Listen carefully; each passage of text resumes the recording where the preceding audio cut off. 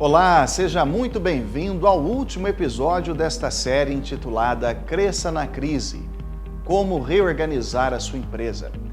Meu nome é Simon Rio, sou especialista em comunicação e consultor de empresas e nesta série eu compartilhei com você os princípios que têm ajudado empreendedores e empresários no mundo todo a vencer os desafios que o mundo lhes apresenta. Seja muito bem-vindo, lápis e papel na mão, porque o tema deste episódio é uma nova forma de fazer marketing.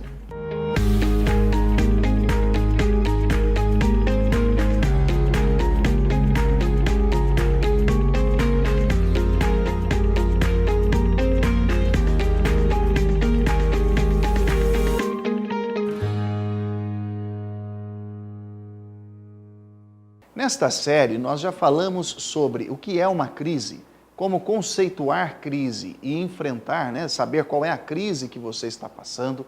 Falamos sobre mudança, falamos sobre liderança, estratégia, a importância dos 4 fundamentos da gestão. Falamos sobre um sistema de vendas capaz de ajudar você a vencer a crise. Falamos de uma equipe forte, estratégias de comunicação, importância da metodologia de trabalho. Falamos também sobre como é importante que você tenha pessoas confiáveis dentro do seu time. E eu acho que agora esse tema vem fechar a nossa série com chave de ouro. Por quê? Porque quando nós falamos de uma nova forma de fazer marketing, é importante entender que aqueles 4 P's do marketing, aquele marketing convencional, aquele marketing tradicional, já não servem mais para a realidade que nós estamos inseridos nos dias de hoje. Se você se lembra, os 4 P's do marketing, pessoas, preço, praça, promoção, pessoas foi acrescentado depois. Então é produto, preço, praça, promoção, e aí alguns estudiosos acrescentaram o P de pessoas. Mas isso trouxe as empresas até um determinado ponto. Daqui para frente, você precisa aprender a se comunicar com aquela mídia que o consumidor mais consome. Vou lhe dar um exemplo. Você hoje passa mais tempo olhando para o outdoor ou olhando para o celular? Fácil essa resposta, né? Isso não quer dizer que aquela mídia convencional, o outdoor, a mídia física, não é importante. Continua sendo super importante. A questão é, ela é importante para o seu negócio? Então eu espero que nesta temática que a gente vai trabalhar aqui, nesta oportunidade que você vai ter de ser introduzido a uma nova forma de marketing, fique claro para você que todos os meios de comunicação de marketing são importantes. A questão é um meio indicado para o seu negócio?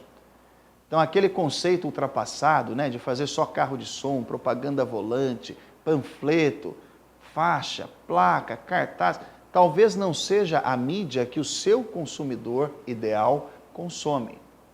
Também não adianta você migrar para as redes sociais e fazer lá toda uma estratégia na rede social X, porque dá ali para você medir região, faixa etária do público, se esse público não consome o seu produto. Então, o primeiro conceito, a primeira ideia forte que eu quero compartilhar com você é esta. Qual é a mídia que o seu cliente ideal realmente consome? Onde é que o seu cliente ideal está? É claro que responder esta pergunta gera um grande problema. Por quê? Porque aí, para descobrir onde é que o seu cliente ideal está, você tem que dar alguns passos antes. Que passos são estes? Primeiro deles, para você que está tomando nota, é o posicionamento que a sua empresa ocupa no mercado. Al Ries e Jack Trout escreveram um livro chamado Posicionamento, a Batalha pela Sua Mente, em que eles descrevem como que as marcas lutam para ocupar um espacinho na cabeça dos consumidores. E eles têm uma ideia muito interessante nesse livro. A ideia está encerrada no seguinte conceito. Quando uma empresa pergunta, ou dialoga com o mercado, ela tem que ocupar um espaço na cabeça do consumidor. E esse espaço ele está descrito numa palavra. Quando falam o nome da sua empresa, qual é a palavra que vem à mente? Este é o seu posicionamento.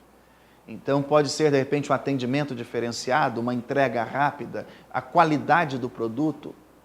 Lembrando que qualidade não é diferencial, ela é uma obrigação, mas o ponto principal aqui é o seguinte, qual que é o posicionamento que a sua empresa, a sua marca, ocupa na cabeça do seu consumidor. Quando você ouve falar de Simon Hill, automaticamente você pensa em comunicação. Por quê? Porque o meu posicionamento é esse, essa é a minha expertise. Muitos empreendedores têm medo de assumir um posicionamento e isso fechar o mercado para eles. É exatamente o contrário. Olha que interessante.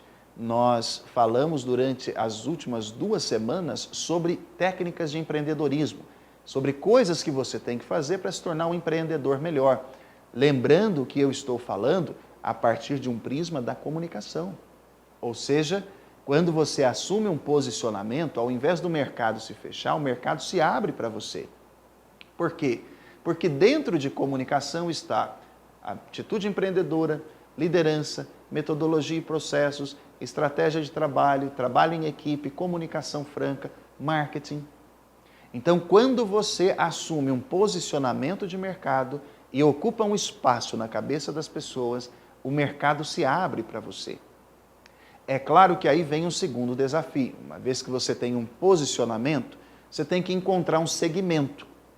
Esse segmento de mercado vai te ajudar a encontrar um nicho, que é uma faixa mais estreitinha dentro do seu posicionamento, dentro do seu segmento, e aí sim a gente pode falar da persona do cliente. E aí nós chegamos a responder aquela pergunta fatal, né, que todo empreendedor se depara. Qual é o problema que a minha empresa resolve? Então vamos falar um pouquinho agora de segmento. Dentro do seu posicionamento, você tem que encontrar ali um grupo de pessoas que querem comprar de você. Dentro desse segmento, você tem que encontrar lá o seu nicho. Quem é que consome de fato o seu produto? Onde é que essas pessoas estão? Quais são os comportamentos dela? E aí a gente pode falar de persona. Então vou lhe dar um exemplo. Você é um professor, você está ali na área da educação, seu segmento. Você é um professor de língua portuguesa, é o seu posicionamento. O seu segmento, educação. Agora olha que interessante, para você encontrar um nicho, vai ficar mais claro agora com esse exemplo. Eu ensino língua portuguesa para alunos do ensino médio que querem passar no vestibular. Vamos falar de persona? É aquele aluno que tem dificuldade com língua portuguesa, que vai bem em outras matérias, mas que não sabe montar uma redação. Então, olha que interessante, o seu posicionamento de mercado vai definir o seu segmento, vai definir o seu nicho, vai te ajudar a encontrar a persona. Tá claro isso aí? Uma vez que você encontrou o seu posicionamento, os outros 3 níveis fica fácil de você atingir. Vamos falar um pouquinho então desse cliente que nos últimos dias assumiu esse nome de avatar ou de persona, que significa o quê? É aquele cliente ideal do seu negócio. Como é que você identifica qual é o seu cliente ideal? Primeira coisa, você tem que identificar qual que é a cosmovisão desse cliente. Quais são as suposições, os estereótipos, os preconceitos que ele tem? Em geral, o cliente ideal para a sua empresa, ele é muito parecido com você. Tem mais ou menos o mesmo pensamento, tem mais ou menos o mesmo time, mais ou menos a mesma idade que a sua, mais ou menos os mesmos hábitos.